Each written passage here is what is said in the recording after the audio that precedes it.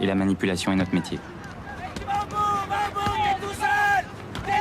Bienvenue à toutes et à tous sur le plateau des ondes clandestines. Aujourd'hui, émission toute particulière. On va parler cyber, on va parler téléphonie, on va parler espionnage, bien entendu. Et bien tout le global, en fait, sera traité aujourd'hui dans une simple émission de quelques minutes de votre attention pour vous alerter que, d'après de nombreuses sources de presse, en fait, les failles de sécurité des téléphones portables sont béantes, soi-disant.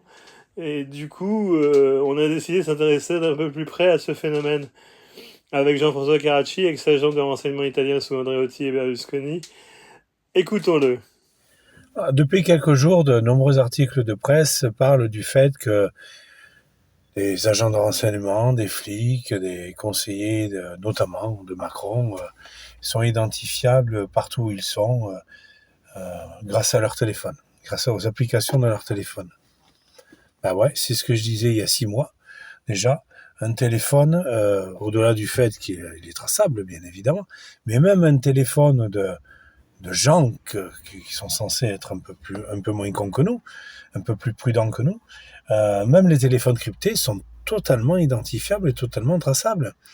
Par le GPS, par Mappy, par Tinder, par ce que vous voulez. Imaginez que Telegram, WhatsApp, peu importe quoi, soit impiratable. C'est impossible parce que de toute façon, ces applications-là produisent un signal par eux-mêmes, tout simplement. Donc, c'est ça qui est intéressant dans ces écrits, je suis content de les lire, c'est que des gens qui savent de quoi ils parlent affirment en effet que un téléphone est un espion à part entière, évidemment. Et ça, c'est intéressant parce que la DZ Mafia, par exemple, pour ce que j'ai pu en comprendre, n'utilisent pas leur téléphone.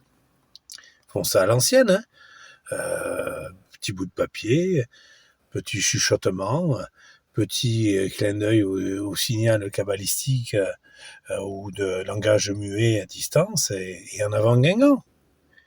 Les téléphones les plus compliqués, les ordis les plus compliqués, c'est complètement inutile dans une activité d'infiltration, d'espionnage, d'enquête. Enfin, moi, je n'ai jamais eu de téléphone et d'ordi crypté à l'époque et j'en voulais pas parce que déjà, je savais pas m'en servir et je voulais pas savoir m'en servir parce que, voilà. Donc, c'est intéressant. Et voilà, les ondes clandestines, c'est terminé pour ce soir. Merci de nous avoir suivis dans cet épisode cyber consacré à l'espionnage des téléphones portables.